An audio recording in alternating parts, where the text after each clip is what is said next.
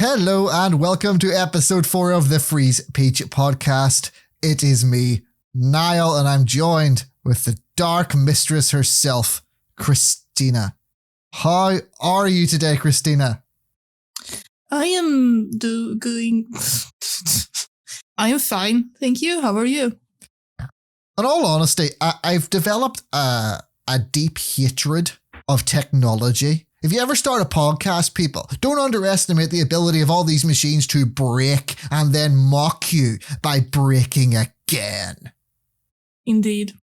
And it is with that we are here, sweating amid things we can't do anything about because technology and people are terrible. And we're going to offend some of those terrible people today because we're going to crap on one of their most treasured little ideas, that being democracy. Oh yes, that sacred cow is about to be slain. Christina, have you voted before? I have. What was your first time voting? What was it like? What was it like? Yeah, when was it? What you do? I voted. Yeah, but when did you do it? When I turned 18 and got the right to vote. I have never voted, actually.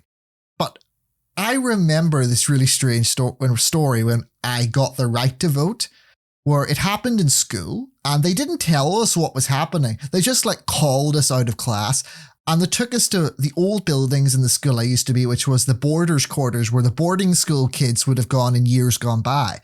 And we went into the basement. And it was this really dingy place. And they started handing out these, what was later to be shown to be electoral cards.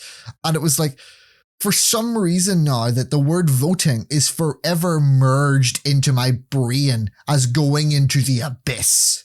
Funny enough, I've never actually voted because by the time I was old enough to realize that was the time I was old enough to vote, I also realized I hated politics and there was nobody out there I wanted to vote it for, especially in Northern Ireland.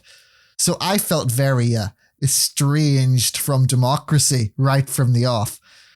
Did you, have you voted numerous times? Do you still vote or? I vote every year, but every year I'm asking myself whether I should not, because it's just I think it's a tough balance to keep because on one hand, I don't agree with any idea that's currently out there. But on the other hand, me not voting would give, I would rather vote to take one vote away from the ones that I really don't like. But that is a tough balance because, am I keeping up the system that I don't like by voting? Or am I actually doing a little bit good by at least choosing the lesser evil, even if that's a philosophy that I hate?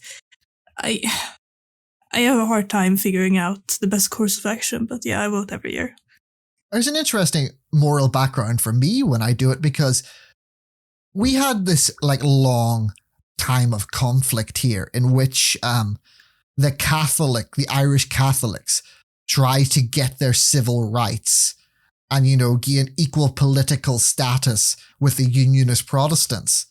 So there's a big idea of that you should vote because your ancestors fought and died for you to vote. And that is sort of used to guilt you into voting, a sort of force you to be invested in the electoral system. And it's weird where there's especially in the younger generation, there's this strange balance between, we know it's a cynical thing. We know there's no parties to vote for. None of them represent us and we don't like any of them. But there's also this sense that one should vote to somehow, honor the suffering that got us the vote. Right. Well, for us here in Sweden, it's a bit different because almost at the same time that I got the right to vote, the Sweden Democrats entered the Swedish parliament, which are a incredibly racist party, very backwards, very, very crappy party. And a part of, as I said, a part of the reason for voting was basically to not give power to them, that I vote for someone else, they get, You want to lock the gates against the particular villains. Yeah, so maybe without them I wouldn't vote, but on the other hand, I hate the moderate party almost as much as I hate them, so it is what it is. What can I say? That, I think, captures the modern enigma of democracy, but we're getting ahead of ourselves. We may be individuals casting our ballots or refusing not to. But what are we actually doing?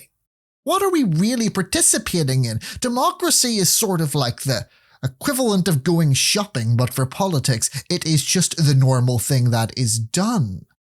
So, as per usual, straight from the gut, Christina, to you, what the heck is democracy? I mean, it's defined as people power, right?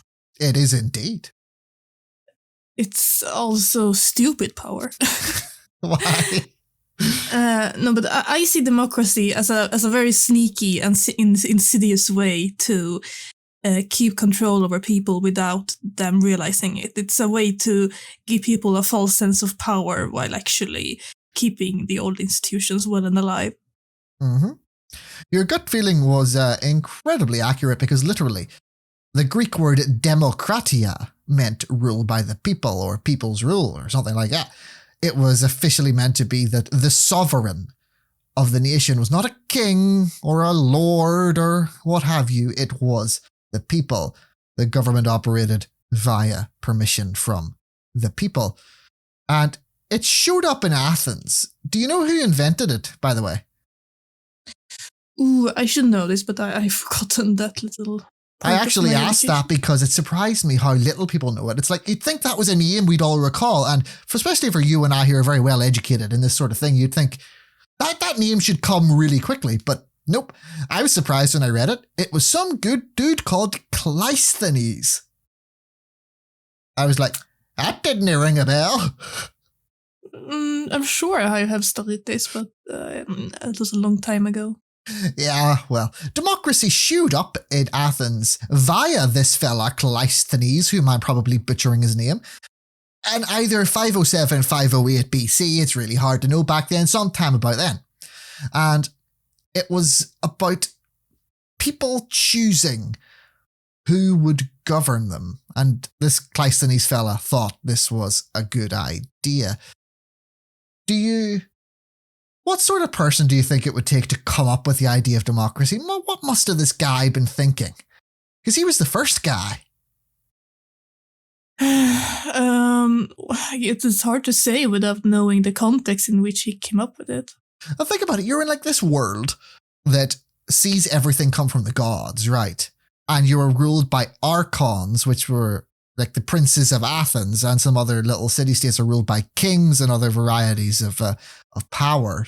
And the idea that all of a sudden power should be from the ruled, permission granted by the ruled to the rulers to rule. I've always just wondered, and I don't have an answer, I've just appreciated the question of what sort of thought must have come in to flick that switch from power coming down from on high to power going up towards the high. I don't know. I don't know the answer. I don't think anybody does, but it's just fascinating to think about. It's just the change in history, the bells of history had just been ringing at that point. And, you know, that idea, although it mightn't have taken off around the world for many thousands of years, that seed of the idea was historic in the truest sense of the word. Of course, when you're blabbering on about rule by the people, Christina, what the hell are people? People. What are people? Human beings who Wrong. are part of society? Nope. No? Wrong. Okay. That's the obvious answer, or what people should be. Any humans who are alive. Well, no, and for most of history and in most democracies, that has not been the case. I mean, people who are part of society. I know what you're getting at, like slaves and women didn't have voting rights. Exactly. Yeah, of course. What counts as people has evolved over time, with them being defined as, you know, landowners, white men, just men, other, whatever part of society was considered, I don't know, higher class or whatever. Yeah, penis people. Usually, indeed, yes. People like ethnic minorities, slaves, and women usually we're not people. So, get off your high horse, all you women and ethnic minorities thinking you're people. Come on. Yes, it's actually really scary to think about how recently women got voting rights. In Switzerland, it was only in the 70s. I think there are worse examples, I'm sure of it. It's scary. It really is. Absolutely. Even Sweden, that's known as a progressive country, got voting rights for women with it very late. So. Indeed, it is only in the incredibly recent past that universal suffrage has been achieved in any meaningful sense. For most of history, if you weren't a land-owning dude, well, tough luck. Certain things are considered necessary for a democracy to exist. Can you give me a guess? What sort of ingredients does a democracy need? Make me a democracy and put it in the oven. Education. Yeah, but think more I'm talking more about rights. What sort of rights might you need if you were making me a democracy?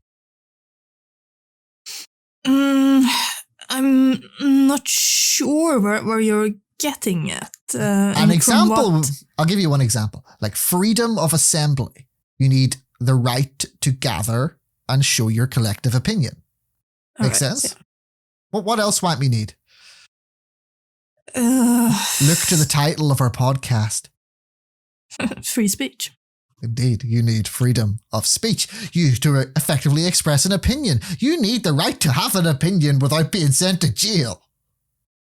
Yeah. That'd be kind of hard, I'm going to vote for this person because I believe X, Y, and Z. Oh, well, to jail with you.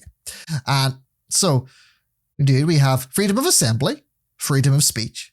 We have inclusiveness, which ironically is one of the most ignored parts of democracy for most of history because they tried to be as exclusive as possible. Like your dudes were the only ones voting. They were not including other people. Yeah.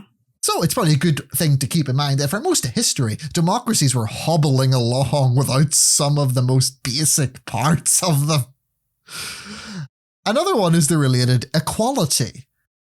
And we're going to look very strongly in America's direction for this, where it literally for ages had a divided society between the black people and the white ruling majority. And even to this day, they're suppressing the votes. I mean, we talked about this briefly on the last podcast about how they restrict votes in,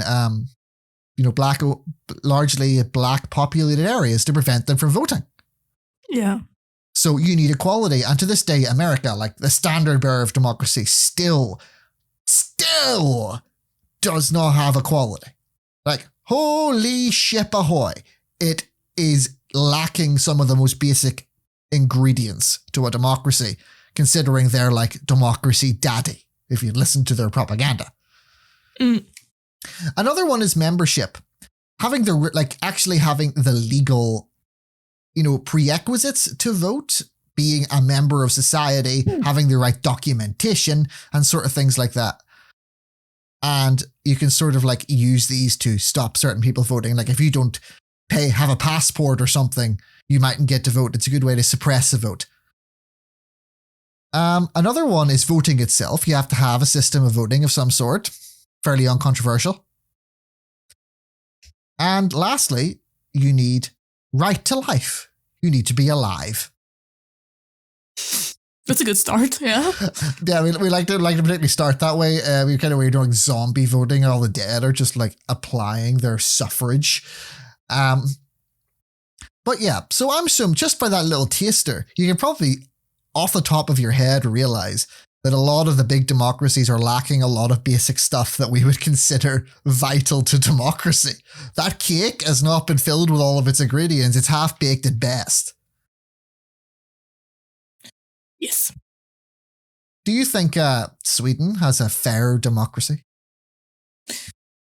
I mean, Sweden suffers from the same pitfalls of democracy as many other countries. A fair democracy, I think that question is more complicated than one would give it credit for. One thing that always struck me a bit weird, for example, my partner's brother is he has a learning disability, a pretty severe one, like he's intellectually disabled, and he has the right to vote. He's over 18 and he has the right to vote. And I might find that very strange because there is no way that he would ever understand what he's doing.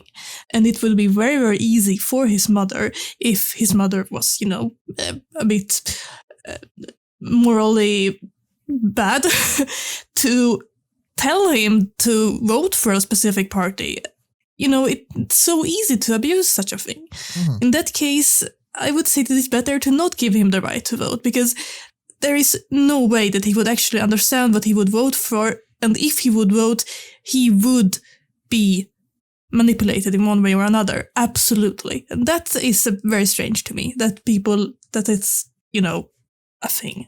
As much as that is a flaw in the system, it certainly doesn't seem to be as much of an obvious or vital flaw as, say, like the American democracy, where they're literally trying to exclude their black population. Oh, no, not by a long shot, absolutely. But you were asking about Sweden, and that's what I came to think about. It's just interesting where we're going to criticize democracy, and we're meritocrats. We're not promoting democracy, but you have to say that some democracies are better than others. Well, yeah, I mean, we don't exclude voting rights for poor neighborhoods here. Not as far as I'm aware. I've never heard of it. So, yeah. Yeah, so it's interesting to point out that our friend here is from a more fair type of democracy, as the Nordic countries usually are in a lot of things. They are on the better end of a terrible spectrum. Oh, they are. Really? Don't get it twisted. It's still a terrible system. It's just the least terrible version of that terrible system. Indeed, as I always said, Sweden is probably one of the better countries in the world to live in, and that scares me. That really scares me. Some democracies like Russia are like proper jokes, and it's like, it's a fake democracy effectively, but one we must continue within the back of our mind. We think that to some degree every democracy is fake. It's a facade, and we'll get into that in detail later on. Now, when it comes down to it, we may feel warm and fuzzy about democracy. It's something we all participate in. We can be active in our politics, or so we tell ourselves. But when it comes down to the crunch, democracies are about majority rule. They are about the majority overruling the minority. So in some sense, you can participate in voting, but that does not mean that your will be done. And if you look at the world, how many people in democracy are dissatisfied with the way things are going, that they're not seeing their will done? But on the same time, they're participating in democracy. Do you think, Christina, that where you are, is there a sense that people have an investment in participation in the democratic process, but a dissatisfaction with actually the realities of whether or not what they want become reality? Absolutely. Yeah, it's especially bad now since after the latest voting bout, vote for a new ruling party every 4 years. And we have several parties in parliament, but it's really a two-party system in disguise, because maybe it's a three-party system in disguise nowadays, because the Sweden Democrats might get enough power to be the ruling party, which is terrifying. You said a few interesting things. I'm like trying to write them down because I want to respond to them and not get confused. Yeah, okay. Anyway, the thing that happened recently was that the Social Democrats won, but the right-wing parties in parliament voted no, we will not allow Stefan Löfven, our Swedish equivalent of president. He's not a president. He's called statsminister. I'm not sure how you would... Prime Minister? I guess he's a prime minister. We'll go with that. We'll just call him his title. Yeah, we will just go with it. They were like, no, we will not. We are not okay with him being ruling charge of power. So what happened was basically that we were without a proper government for about 4 months until they sorted this out in the parliament internally, and now we have this sort of hodgepodge where the center parties are sort of in some kind of weird coalition. A weird coalition, and not a friendly coalition by any means. A with the Social Democrats. Coalition. Yeah, this has led to the thing that the people who voted for the Social Democrats didn't get what they wanted. The majority didn't win because we have the center parties very much in charge. It's they have a shared power, which I found so strange that this was allowed to happen. And of course, what's happened is that the country has gone to our response to the pandemic has been awful, and people like to blame our prime minister, like personally, which I find so weird because one, he's just the face, outward, and two, his party have got the power stripped. So of course it's gone to hell. And I'm not even a fan of the Social Democrats. I'm not. I have so many issues with them. But I'm so annoyed at the state of Swedish politics at the moment. It's just it's a catastrophe, and basically nobody got what they wanted. So democracy, yeah. Good job with that. You've said a few things that have some really pertinent sort of, things to say about almost all democracies, that they tend to end up being two-party systems. And they're always, one must state that the two parties are in charge may not always be the same. A party can replace one of the major parties as part of the duopoly, but largely there will always be a duopoly. Oh yeah, I mean, it's always been either the Social Democrats or the moderates for an incredibly long time. But now the Sweden Democrats are actually posing a real threat to it. They are the third largest party in the parliament. As far as I'm aware, they still are. So that's an issue, and that's a real issue in many ways because the parliament does internal votes, and they have a lot of voting power in that regard. There's a specific word for it in Swedish. I don't know how to tell it in English. Anyway, just what you have to take away from it is that it's a mess, all right? It's a mess, it really is. We have in the UK have had continuous issues with these, major parties and forming coalitions over numerous periods. For example, David Cameron famously had his Conservative parties form a coalition with the Liberal Democrats, which is like party number 3 that's always leagues behind the second party. So it's like the third wheel of the duopoly. It's like sometimes let in for specific purposes. More recently, there was the Northern Irish DUP got into a sort of coalition with the Conservative Party to help push the Brexit deal over the line in Parliament. Then they famously got dropped by Boris Johnson, who interestingly put an end to our need for coalitions and things like that when he won a Conservative supermajority. And now it's like the UK is nearly a one-party state now. The Conservative Party has such a massive majority. It's unbelievable. Like the Liberal Democrats and the Green Party are nearly exterminated. It's brutal how badly they lost and how much of a grip the Conservatives now have. All right, let's put a little bit of a more scientific definition to democracy before we move on. We're going to consult the political scientist Larry Diamond, and he said that any real democracy worth its salt must have 4 features. 1, a system to run free and fair elections. From my point of view, that's from the UK anyway, that's like an electoral commission. And the Electoral Commission establishes rules for voting, and it charges people with voting fraud and things like that. It regulates the voting system and maintains it. Mm. Is there a similar thing with you, I'm sure? Yeah, I think so. Secondly, it needs active participating citizens. Active participating citizens. And I think that's a feature that has very much declined in recent years. A whole lot of people in most countries don't vote and they don't participate. So, like there's a whole voting bloc in America that everybody ignores, the non-voters. And, you need an active citizenry in order for a democracy to have meaning. Do you agree? Absolutely. Do you think that participation is good or bad in Sweden?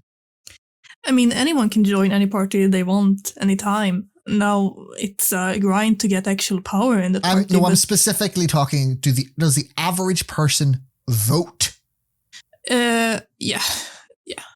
So you're saying that you think in Sweden participation in voting is generally high?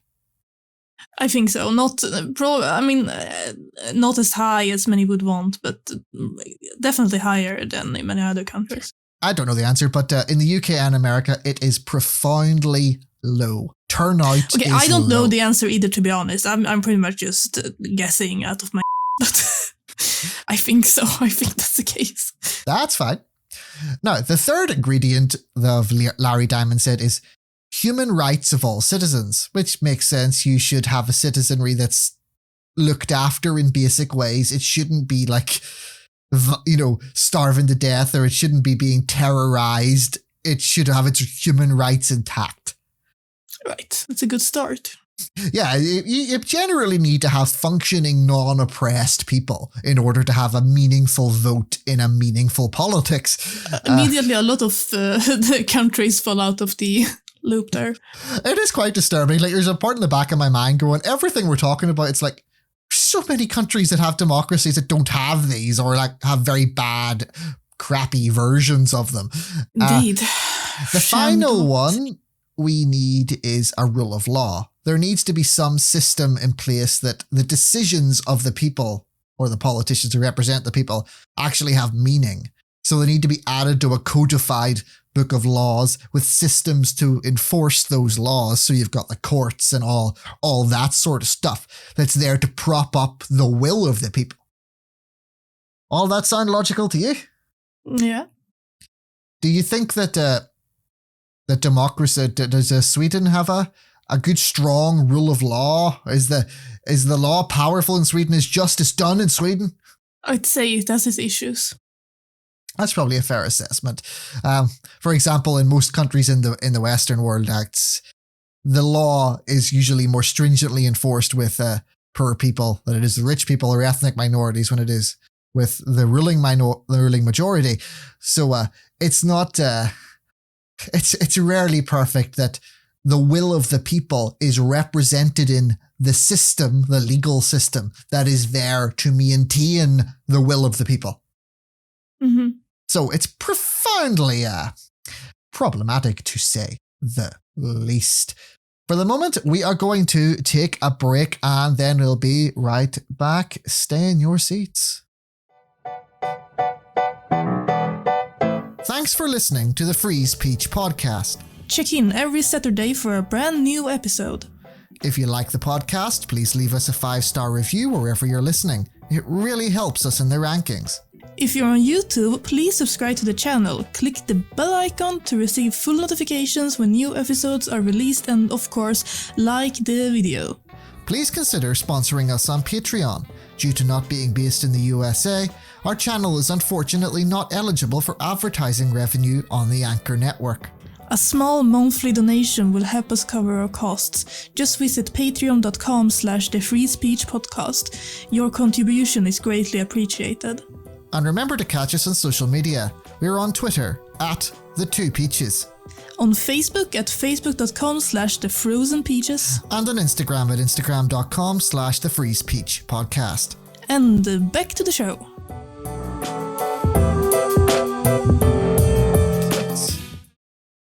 Welcome back to the Free Speech Podcast. It's me, Niall, and the lady herself, Christina, and we are putting democracy to the test. And already we have pouring so much salt in it that it's like a shriveled up snail, but we're not finished yet.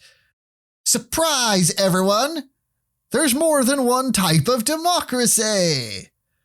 Christina, what type of democracy does Sweden live under? Think back to episode 1, it'll give you a clue. I'm not sure what you're after. So, episode 1, we talked about monarchy, right? Yeah. And we talked about a constitutional monarchy, which the monarch can delegate its power to a parliament, which can be run by a democracy. Yeah. That's called a constitutional monarchy. Sweden is a constitutional monarchy. So is Britain. So is Denmark, etc. They are types of democracies. And I want to keep that in mind because we're going to compare them to Athenian democracy. Now, I'm going to tell you about... Right. You were going to say something? I'm not sure that the Swedish monarchy has as much power as the British monarchy. Yeah, but it's still a constitutional democracy. Or a constitutional monarchy, that's what it is. If you say so, so yeah, yeah. All right, then it is that. So we're going to look at Athenian democracy and we're going to compare it to constitutional monarchy, right? Mm. So Athenian democracy had a random selection of citizens, like it had a lottery. And this is a bit bizarre, where you came out of a hat effectively, and that randomly selected person was chosen to fill a role in a government. Which is pretty crazy. It's like, imagine getting a letter. It's like, you've been randomly selected to be a civil servant. Report to your office tomorrow. The funny thing is, I'm so desperate for a good paying government job. I would take that summons. But, you were expected in Athenian democracy to be super active in your government. You were called to serve, literally. In addition to this sort of mandatory service for people, you had an assembly of all citizens that made the laws. It was like the legislature, the ecclesia, which ironically is a church. Ecclesiastical. They had a church of people that made the laws. And all citizens, whom they considered citizens, landowning males, had to take part in it. There was no choice. You were required to be a part of it. What do you think of that? Yeah. Do you think people should be required to take literally be required to be active in their state? I actually think so, yes. It would be interesting to find out how such a thing would make sense in the modern world. I mean, it was just a city-state of Athens then. It was, calling you in from the fields, effectively. In these ecclesias, these assemblies, all citizens, men, were allowed to speak and they were allowed to vote. Of course, you could not vote if you were a slave, a woman, a foreigner, or if you were under 20. Isn't that a bit weird where it's like their voting age is much higher than our current voting age is? It's 18 in most countries, where Athenians weren't having that. 18s weren't mature enough. What age do you think you should be allowed to vote? I think 18 is pretty... I don't have an issue with that age. There's some people in America are campaigning to have the voting age down to 16 or even lower. 16, I could get behind 16. I don't know how much different 16 and 18 gets. Honestly, you are educated by the age of 18. You are not fully educated by 16 yet, in most cases. So, I mean, it makes sense to me. I don't see an issue to... I don't find a reason to argue against that. When you're trying to win elections, though, one has to remember, the more young people you let in, the more they'll vote for the left-wing party. So if you're on the left, you want as many kids at the boxes as you possibly can. Oh, that's true for sure. I mean, yeah, this is a balancing question, because on one hand, I truly believe that the bulk of the power should be in young people, because they are the future. I mean, come on. Do we really want old dudes deciding our future? I know that I don't. On the other hand, I do think that education is a vital part of for democracy's work. So, at what age are you educated enough to have a fair grasp on politics is probably the question. And that would be differ based on the education system of the country. So, 16, I would get behind, yeah. Younger than that, I don't know. Yep, that's fair enough. The interesting thing about Athenian democracy is we sort of badmouth them, being like they only let like a really small number of people be voting citizens. Usually men. But they had like this idea that citizenship was all about being able to fight in a war. Like, this is like really different the way we think, where it's like that men with who were able to bear arms to go stab other men is kind of like how they saw the core meaning of citizenship. So like, you could be a hardworking slave or a housewife or something. They just didn't see that as part of citizenry. It was all about the ability to fight in war. So it's like, when you're bad-mouthing the Athenians, they had a cultural difference there. They were all about the stabbing. Yeah, times have changed, that's for sure. No, we kind of have these, like, all our democracies are descended from Athenian democracy. It's the granddaddy. And constitutional monarchies, like Britain and Sweden and many others, is kind of the same as any other democracy, except for one thing. It exists at the pleasure of the monarch. So the monarch could do nothing. It could be really hands-off. It could be as hands-off as you can possibly imagine. But at the end of the day, that democracy only exists at their pleasure. And still, I find that still unacceptable. Because at the end of the day, the will of the people is only permitted by the will of the monarch. What do you think? That's pretty crazy. No, not pretty crazy. That's just straight down crazy. I must mention, just for all the happen to be passing the topic, a couple of days before this podcast was recorded, and it'll be probably about a week before you actually hear it, Prince Philip died. And the media went into an orgy of sycophantic licking that shall be remembered in infamy forevermore. I'm sure you even heard about it. I heard that he died. my boyfriend was like, hey, did you hear that Prince Philip died? I was like, okay. He's effectively Britain's Gollum.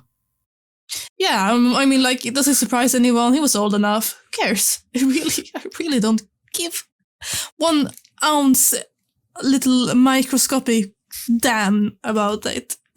Just, yeah. Now that that's mentioned, just for the record that we show our disgust of that particular cultural event, we shall move on to the next type of democracy, which is a republic.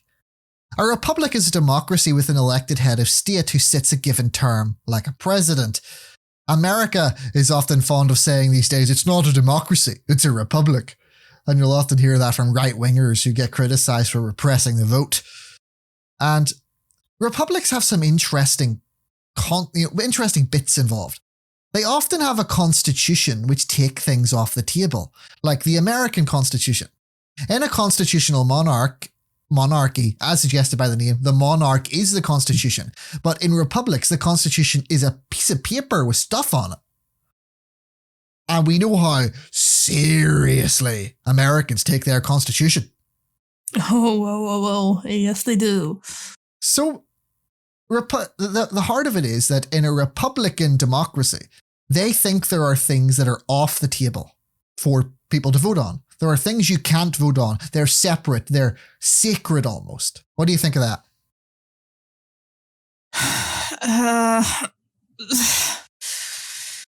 Nothing should be cut in stone. The world is always evolving, and politics politics must be able to evolve with the world. I agree, but I'll hit back with something. Do you think it should be do you think the voting population should be able to vote to, for example, strip black people of their citizenship? No, absolutely not. I mean... So would that not be off the table? We have human rights, and we have them for a reason. But the Constitution is what establishes those rights. So, for example, they have the rights, for example, to, the life and the pursuit of happiness or something, they say in theirs. And they've things like, but they've also got the right to bear arms. Right, but we have universal human rights and we have the Only American recently. Constitution. I know. And what I'm getting at is very good that we have universal human rights, and even if I say the American people voted against the Constitution, just as long as we uphold universal human rights, like a universal Constitution that's really grounded in, reality and really like. Mm-hmm.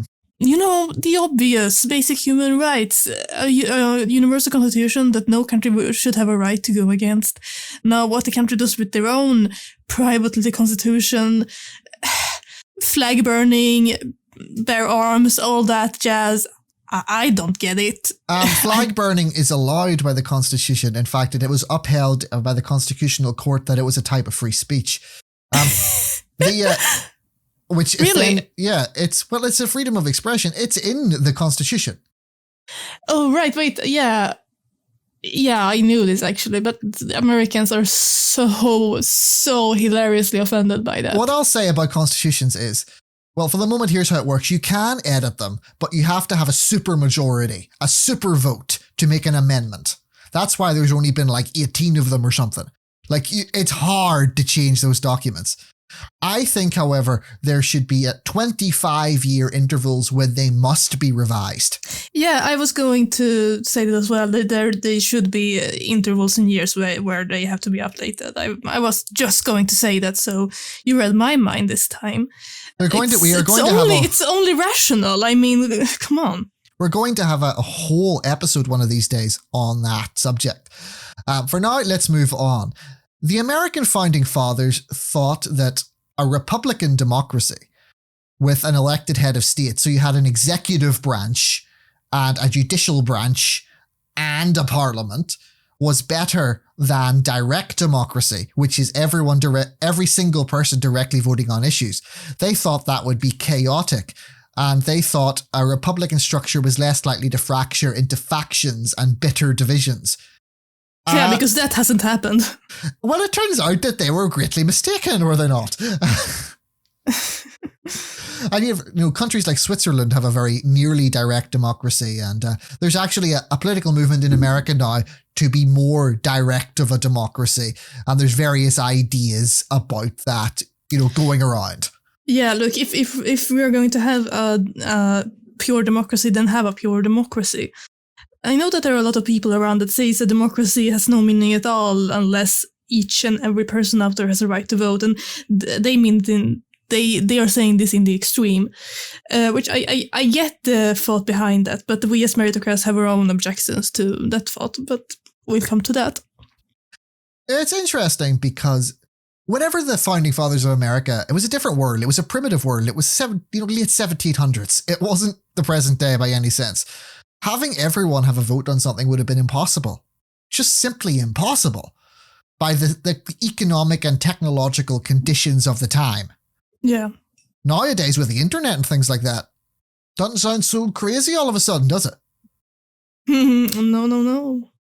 And you have to remember the founders of America were often disagreed with one another. For example, we very much appreciate Thomas Jefferson, and he was in many ways a meritocrat at heart.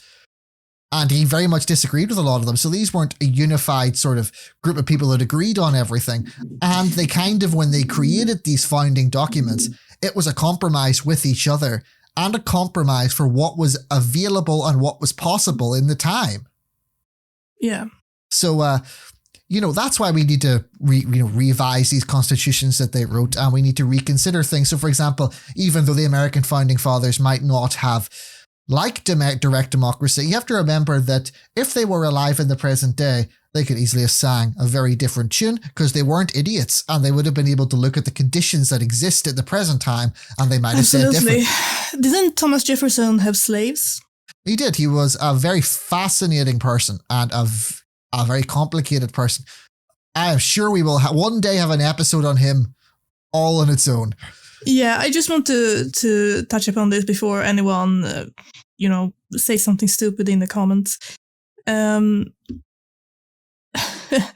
we have to be able to look at history and say that, oh, this dude had really good ideas, but also this part of his ideas were crap. And he really, most people can't do that. Most people are like, he had slaves, everything he said was bullshit. Well, no, I mean, I love Hegel. He's my favorite philosopher of all time, hands down. And he had some really misogynistic, stupid crap ideas. If he was alive today, I would be like, dude, what the heck were you thinking? Are you serious? Are you serious? But I'm still able to appreciate the parts of his philosophy that I find value in. Yeah, there needs to be a maturity and an intellectual honesty when picking apart ideas and having a nuanced approach to them. Most people seem incapable of it, and it really grinds my gears. Yeah, well, most people want to put people in camps. They're like, oh, he was a bad person. Bad. And I'm not a bad person. I don't like bad people. Ugh. And you can't do that, especially in history. A majority of history is a big dung heap, and different ideas were politically correct at the time. And I mean, it's our duty as humans to look back and say, yeah, that was stupid of them, but also not ignore the good parts. I mean... So we'll all put a collective pin in that, because you can rest assured we will have future episodes all about those things. For now, let's move on to other types of democracy. For example, socialist democracy. Now, socialist democracy is broken up into several types. The first one is the most familiar to us, social democracy, of which Sweden is famously said to be one of them. Mm-hmm. Do you agree? I mean, it's halfway there. It's not, as far as I'm aware. A social democracy, of course, is considered like a democracy which allows certain things to be off the table for the people, like a right to, food and water and security and things like that. It has socialist elements in the system by default. You can't the wealthy can't just vote to take away your benefits. You know what I mean? No, yeah. No, that wouldn't happen in Sweden. Also, my neighbor is deciding to, I really don't know what he's doing, but excuse me for that. My neighbor is being very naughty today. Ah, yeah, that's a noise in the background. If we can all take 30 seconds of hate to pour our collective malice on this individual, whoever he is, and perhaps our evil thought shall teach him a lesson. Yeah, I mean, he... Calm down. We'll move on. It's all right. Shelf so much. Anyway, yeah. Our second type is democratic socialism. Democratic socialism is often said to be the value system of Bernie Sanders, even though he actually is a social democrat, not a democratic socialist. Right. I think this is why your question confused me, because I always mix those two up. Now, they are easy to mix up. In fact, in some ways, they are kind of like social democracy is kind of like something that could almost lead up to a democratic socialist system. It's like a precursor or a smaller version of it. Democratic socialism is all about the democratic control of the means of production. So both social democracy and democratic socialism focus to some degree on, people control of the workplace. Full-on democratic socialism is when the dictatorship of the people, if you will, the voting public really do control the economy in a democratic It's very strange to say something like the dictatorship of the people, but yeah. No, that's more communist, but we'll get to that in a moment, actually. But no, it's kind of like democratically controlled workplaces. Like, there wouldn't be a boss up there who makes dictator-like positions. The workers would vote on the decisions and the business decisions of the company. So that, the dictator, the CEO, wouldn't just be like, I'm doing this and you're going to follow along or, I'll fire you. So that's basically what it is. The Marxist ones, sometimes Marxists prefer a direct democracy, but in small communes in small areas. This gets into kind of very theoretical thing, because none of this stuff has ever actually been implemented. We're very much in sort of the region where everyone's going to fight each other about it. Everyone will argue about what the real type way of managing communism is, and there is no agreement on it. But in some Marxists like direct democracies in small communes, is all I'm going to say about that. Just leave that as a tidbit. If you're interested in such a things, I advise you go and read about it. Now, we got to get on here to our last section. Arguments for democracy. I'm going to read them out and I'm going to tell you, do you agree or disagree? Okay? Mm-hmm. Legitimacy. The people consent to the government they elect. Do you think this is true of democracies? Like in practice? Yeah, in reality. No. Why not? People elect a government and then they spend all their time complaining about it, so... Yes, I would argue that legitimacy, the people vote for who is available to be voted on, not necessarily who they really want. They vote whatever party is there. Because you can't vote your will if no one's representing it. Yeah, and that's a huge issue with democracy today in the modern world. Indeed, we have to choose between the lesser of evils. Second argument for democracy. Good decision making.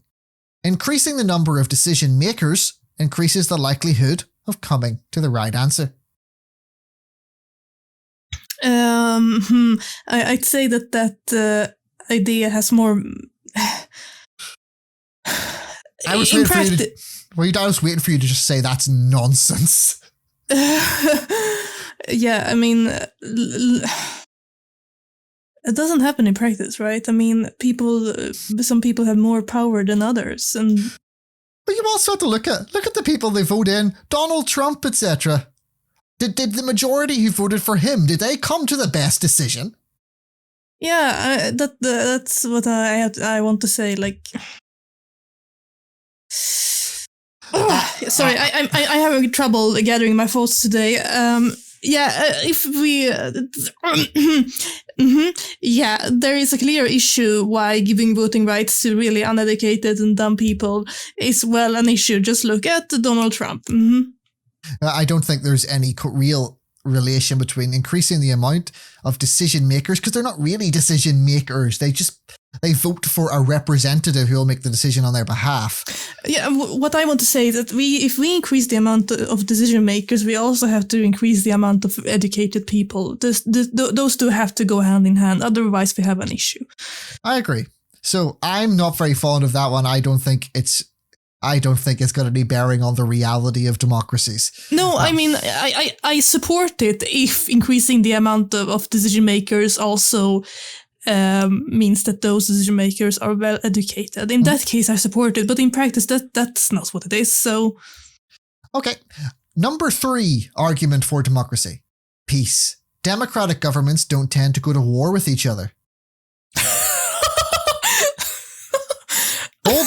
Hold on. I did not say they don't tend to go to war. I said they don't tend to go to war with each other. I think that's largely true. Yeah. Largely true, but But they don't go to war. I find it a weird argument. It's a kind of weak argument. The interesting thing is, you see, like, whenever democracies have gone to war with advanced countries, it's been whenever those advanced countries have gone for a more dictator-like thing, like World War I and World War II, that type of thing. However, democracies absolutely will still go to war. Iraq and Afghanistan, what's it, like near 20 years they've been going now? Yeah. So, technically right, but they may not go to war with each other, but they have certainly not brought peace. Yeah, that's a weak argument if there ever was one. Final argument. There's more arguments, but I've just picked the one. So, like, if I haven't said your favorite one, calm the hell down, all right? Now, it's economic success. People claim that democracies do not favor monopolies and thus allow creative freedom in the economy. I mean, that's clearly not true. You know what that sounds to me? That's like a dog whistle for effectively democracies are so weak, they let capitalism do whatever it wants. Yeah, I mean, if that was true, then great. Wow, I would be so happy, but that's just clearly not the case. I know, it's like, democracies don't favor monopolies. Amazon? Yeah. And the funny thing is, it's like, democracies like FDR would have like cut up big companies. Now it's like political suicide to suggest that we break up big companies and we're supposed to live in a democracy, but we can't say that sort of thing. Yeah, isn't it weird? Americans never cease to amaze me. That's patriotic Americans always like, we have democracy, but they are also like militant defenders of capitalism. And I really want to see what's going on inside their heads. Actually, I don't, because I'm sure that what I would find would disgust me deeply. But for more details on our opinions on the economy and democracy, please see our capitalism episode. I think that's episode 2. Now, there's a lot more things to be said about capitalism, but...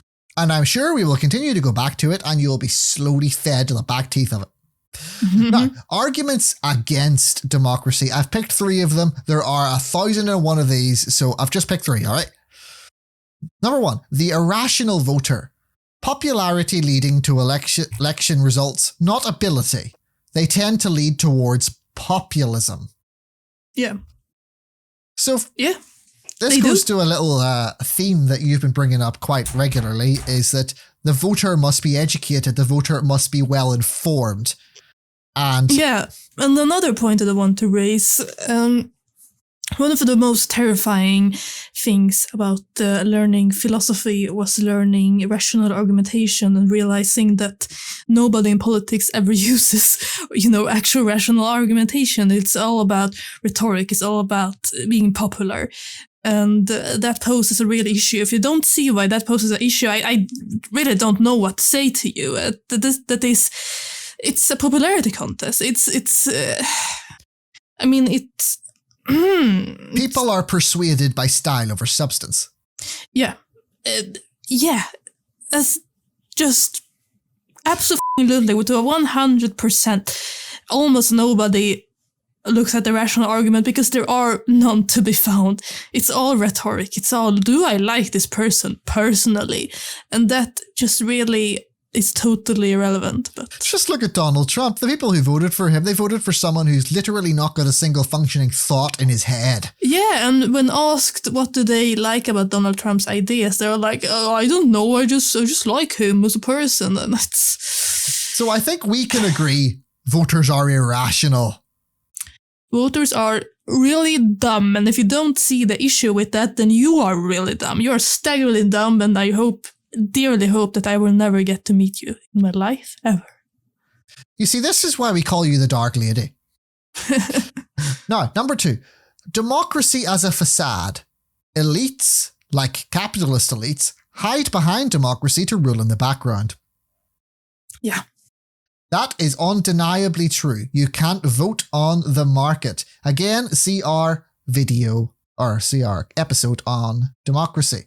Yeah, the fact that people the fact that people are so blind to this staggers the mind and makes me mad and disappointed and angry and have really violent ideations. I have to finish this segment with a quote that I love because it's just so salty.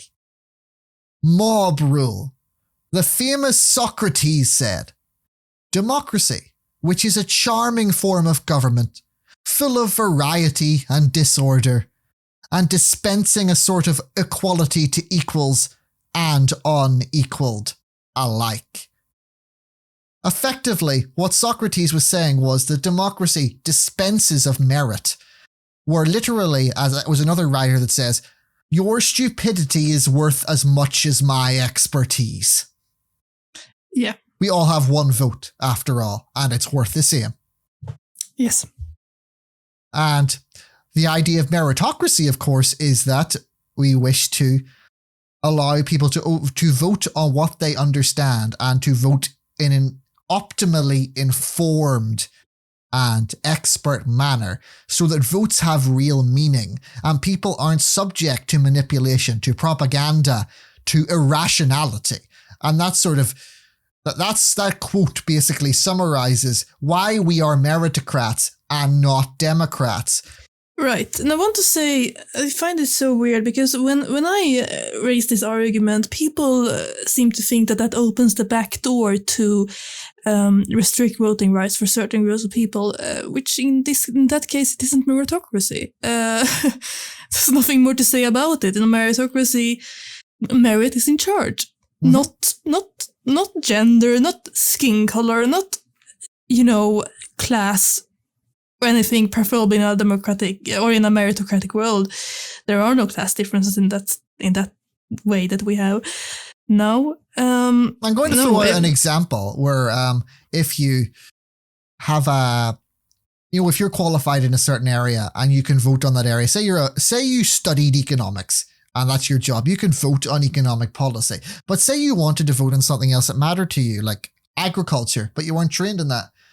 You could offer citizen examinations in which you could become qualified to vote in that if you wanted, if you put in the hours of study. And of course, that study would be funded by the government. You should be given the opportunity to become qualified enough to vote in that area. Should that be what you desire? Every person should be given the opportunity. If we don't have equal opportunity, then we simply don't have meritocracy, in which case your argument somehow touches upon that, then we agree that shouldn't be the case. That is not meritocracy. Meritocracy is equal opportunity, end of story. There's not much more to be said about that. And also, democracy as we have today opens the door to dictatorship. We have seen that happen, and we are probably maybe seeing it happen today. Take Hungary, for example. Clearly, that's not working along either. So you're referring to the country of Hungary, which is ruled by Viktor Orban, who's sort of restricting for example, using the courts to override the wills of the people in some areas.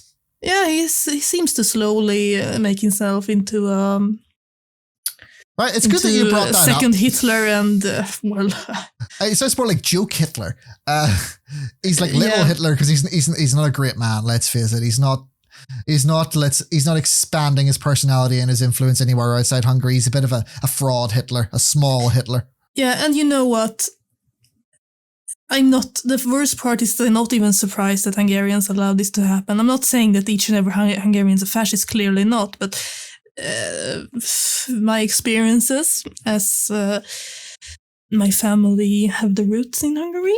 Okay, well, I think we will talk about the rise of fascism another episode. That's a rabbit hole we don't want to go down. Yeah, sure. Okay, I'm not going to get into it. Anyway, that sucks. Let's move on. We want to finish with a few issues that have plagued very modern democracies. Just a few examples of some of the reasons why democracies are going extremely off the rails.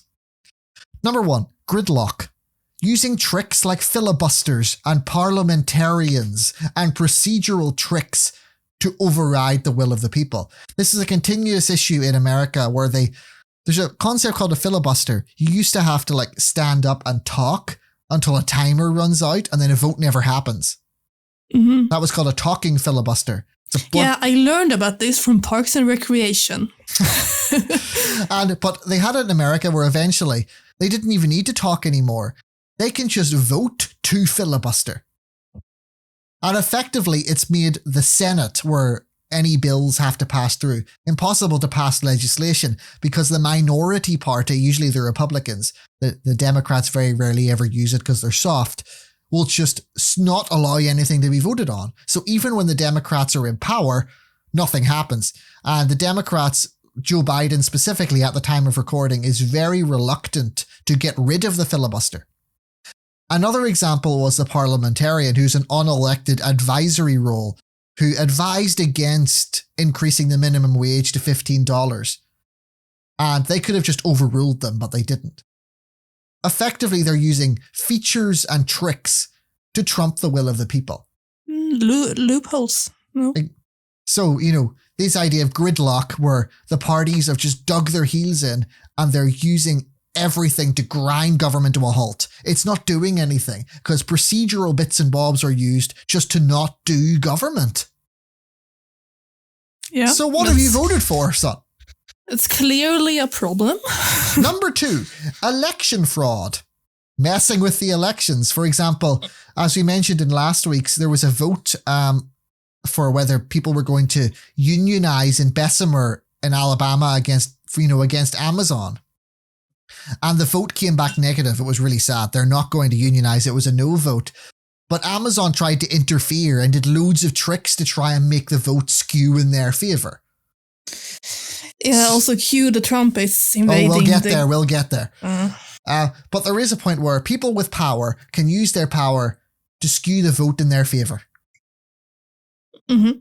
And election fraud is not like just switching ballots or anything overt. It's propaganda. It's misinforming people. It's all sorts of things that you're interfering in what democracy should be to create a different outcome. All of that is fraud. Propaganda, misinforming people sounds like every right-wing party on the earth. Yeah, exactly. In fact, that's why election fraud truly is rampant, because you're misinforming and confusing the electorate. You're interfering in them properly interfacing with democracy. You were preventing. Yeah, I mean, isn't it one of the biggest frauds trickle-down economy?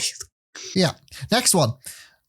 And it's ironic. Lying about the electoral system. Like Donald Trump making up election fraud campaigns to turn people off and make them lose faith in the system itself. Yep. Because Donald Trump has effectively made people turn against democracy. Because if he doesn't win, it's by automatically it's illegitimate. And so democracy has no power over people who don't opt into it. And if they've lost faith in it, they shall no longer opt in. And who knows what will happen after that. Yeah, and this is scary. Some people, if many people are way too ignorant about the real danger of this, because Donald Trump is luckily an incompetent moron, but if he were competent or somebody else comes along who looks at what Trump did, takes inspiration and are actually competent, it would make it far too easy for that person to make themselves into a dictator. Clearly, we see how idiots are behaving, and it's actually scary. Mm-hmm. It's vitally important that people in democracies believe their democracy is fair and proper, and that winners are winners and losers are losers. If they stop to believe in that, they have no longer participating in the system, and the system is illegitimate. Right. I'm just annoyed that so many people seem to think that because Donald Trump is no longer in power, his support will trickle out. But even if it does, these people will sooner or later find a new idiot to support, and it's... That point is actually going to be brought up now. Polarization.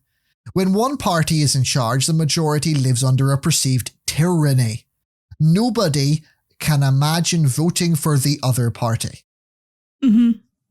And that's basically it. No Republican is going to vote Democrat. No Trumpist is not going to vote for a Trump. By definition, they could do anything. As Trump said, he could go out and shoot someone in Fifth Avenue and they'd all still love him. If you are totally polarized, you've made democracy irrelevant, because democracy only makes sense when it's perceivable that the average person could literally say, well, I don't like what he's doing. I'm going to vote for the other guy. But if you're in a position where you will never, on principle, vote for the other side, what's the point? I'm generally very against principles in that way. You're stupid. It's not principles in the fact they have any steadfast beliefs. It's simply that they were born into that tradition. They're Republicans by culture. Yeah, I know. I'm just saying principles, far too many people take principle above rationality, and those people are, well, stupid. Well, we look for rational principles. We only vote for people that share our principles. Yeah, but the point is, for example, say we had a meritocracy party, but they started behaving in a way which did not represent our views, but somebody else from another party started doing things that was meritocratic, even if they weren't part of the meritocracy party, we rational people would vote for them.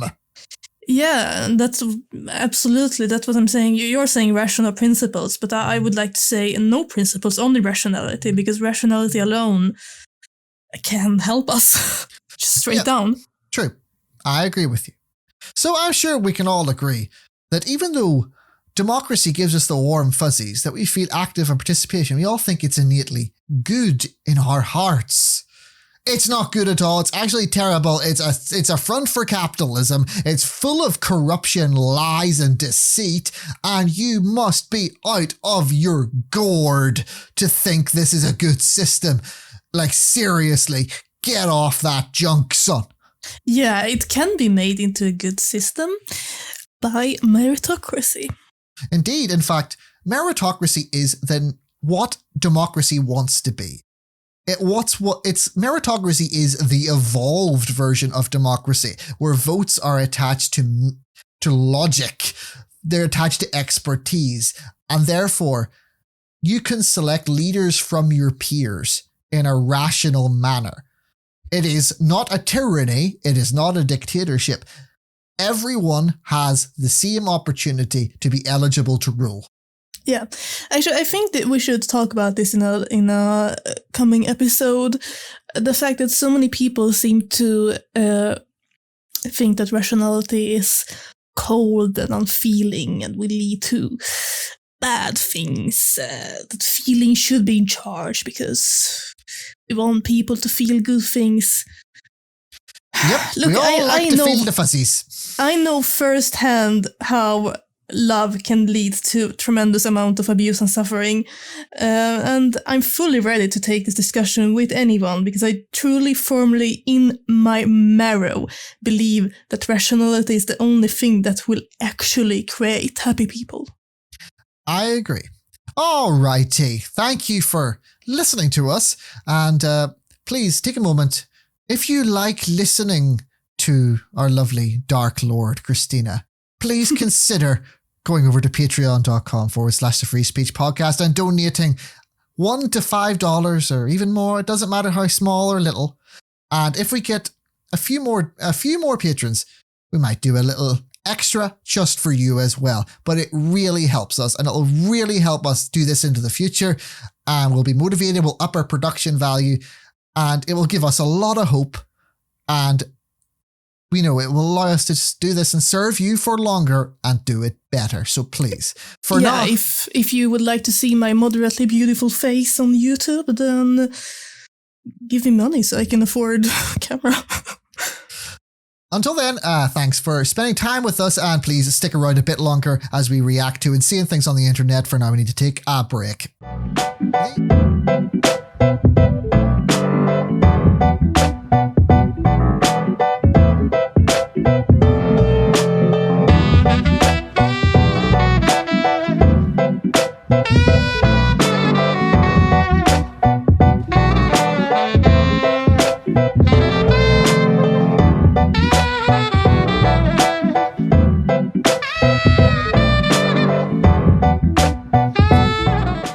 Internet is a terrible place, and it's filled with terrible people. But recently, the Suez Canal, the artery of capitalism, the shipping beating heart of the world economy, was blocked up by a large container ship. It was thick. And when it got itself jammed in the Suez Canal, something like $8 billion of trade a day just stopped happening. Christina, does this give you faith in the global economy? I mean, no, because they will solve the issue and it will all go on as usual. But I was very amused by this event, really, really amused by it. It really took off on the internet, where you just like had meme lords going absolutely crazy that this massive ship had just stopped everything. Yeah, I know that people are talking that some people thought that the captain did this on purpose because before the ship got stuck in the canal, the ship had apparently drawn like a huge penis on the water. And people saw that it's kind of like a middle finger to capitalism. I don't believe this to be the case. It doesn't look enough like a penis, but it's nice to dream. It's, on a serious note, it shows the absurdity of the system we've set up, whereby as soon as you block off one of these main arteries, the entire system is a threat of collapse. It was lucky it was like pried loose in like 6 days or something. Like if it stayed there any longer, like the consequences were going to start seriously showing. Yeah, oh no, all the wish orders people have made. Oh no, horrible. And the thing is, it doesn't change the way these idiots think. For example, they can't just keep making bigger ships. because they're going to get stuck more in things like this. They're just like, let's build ever wider canals, ever bigger ships. And they have this constant growth mentality. But of course, the environment itself will not respond to these, forever growth ideas. So that's such a popular idea among right-wingers, especially. Like this endless economic growth, but it's at the expense of natural resources. And I just don't understand their thinking at all. But if you go and think about this logical response, if they forever want to widen like the Suez Canal, at what point, at the logical endpoint, at what point will the Suez Canal just be as wide as the Earth? Right, and and look, even if you don't care about seals dying, in which case that makes you a horrible person, but even if you don't, taking care of nature is taking care of ourselves. What's really fascinating to me is they always say, capitalism breeds innovation. How come there's never any new ways of transporting things? There's never any creative solutions to these problems. There's just so much innovation. Just look at Wish, all the innovation, all the Batman dildos and whatever have you. So much innovation, so much development. Very good. But what you People who say that capitalism breeds innovation are stupid and blind to the reality of the world. It creates stupefied, lowest common denominator, just quantity over quality. Is this even an argument? I mean, come on. Yeah, but in this situation, literally, they've taken the old idea, which is putting things in a boat and moving them, and they've just decided to just make bigger the old idea. That's not innovation. Nope. And that's really what capitalism does deliver. The stuff we already had, but bigger. It's not new. It's not innovative. It's fraudulent, effectively. Capitalism is a literal cancer upon the earth. It poisons the environment, it poisons the animal lives, and it poisons humanity. All right, next one. Hereditary peers, that being people that inherited from their parents via title in the House of Lords, have claimed over £500,000 in public expenses for themselves during the COVID pandemic. Oh, lovely. Yep. Are you familiar with the UK House of Lords? On a surface level, I don't know the details. Here's the deets. They're inherited titles that were given to them. God, it could be thousands of years ago. Lords and ladies and stuff, hence the House of Lords. But you can also be appointed a peer, and they're usually appointed by, political parties at the end of their tenure where they want to reward some of their mates. And it's like a permanent position. It's not an elected position. But the House of Lords is effectively like the UK's version of the US Senate. It can veto legislation. It can get rid of laws it doesn't like. And they're there claiming public funds in a pandemic. $500,000, and that was only from whenever I spotted this. It's more than that amount now, because a few weeks have gone by since I found this story. So it has been more since that they have claimed from the public purse for these unelected tyrants. That's terrifyingly backwards. It is. It should be absolutely abolished. Can you imagine the upper house in a modern country? And in democracy, I don't think that the UK has any right to define itself as a modern country if it's doing this kind of. Oh, I just imagine all the English people, the reaction to you saying that. Oh my God. Yeah, look, English people, I like your tea, I like your biscuits. Everything else can go to hell. It would have the response. You ever heard that? It's kind of like, in America, they like make fun of backwards racist people as like rednecks. In the English people who are like that, who are like proud of England and all its contradictions, they're called gammons. Do you know what? Because they're old and fat, and when they get angry, their face goes the same color as gammon slices. Yeah,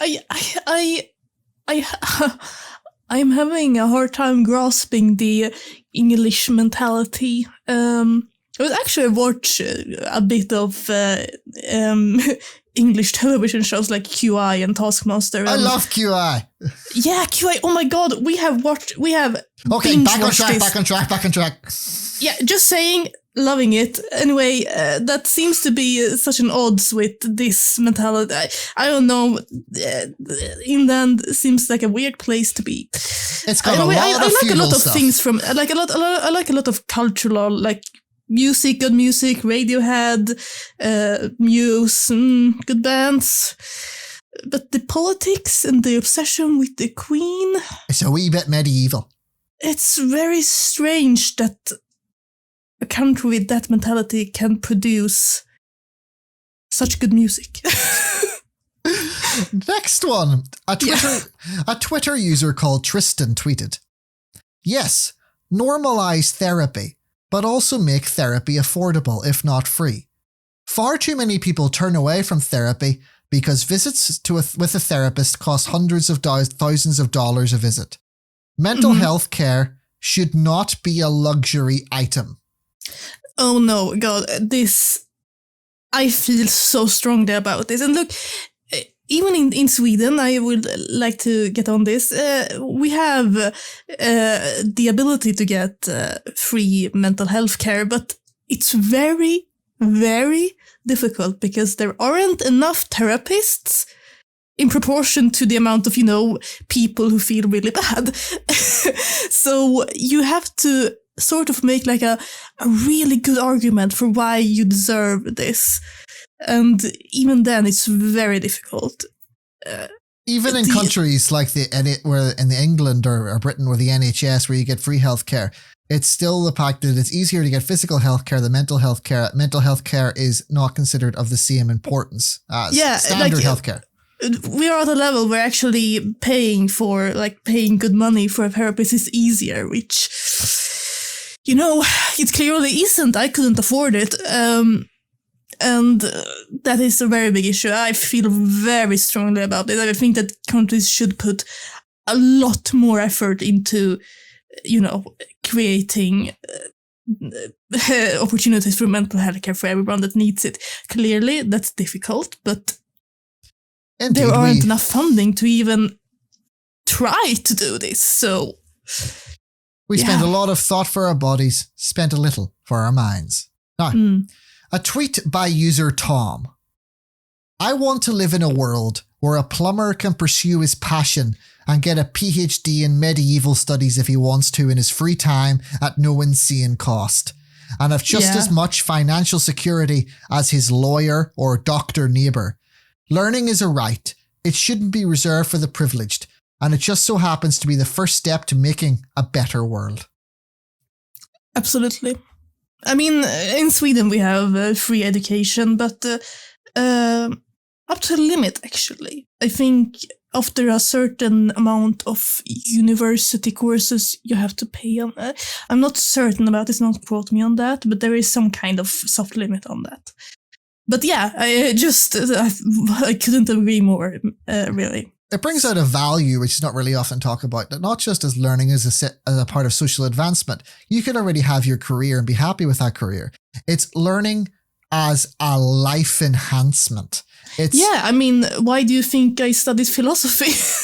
It's like known as the dead-end study, but I love it, and it has enriched my life without a doubt. And learning for learning's sake, there is so much value in that. There is so much value in that. People should really have the freedom to do that. Indeed, it makes more rounded people and more interesting people to talk to. But the world currently views... What is life about if it isn't about learning? Just seriously. Well, the people today think life is about earning money and that's all. And learning is simply a tool of which to generate money.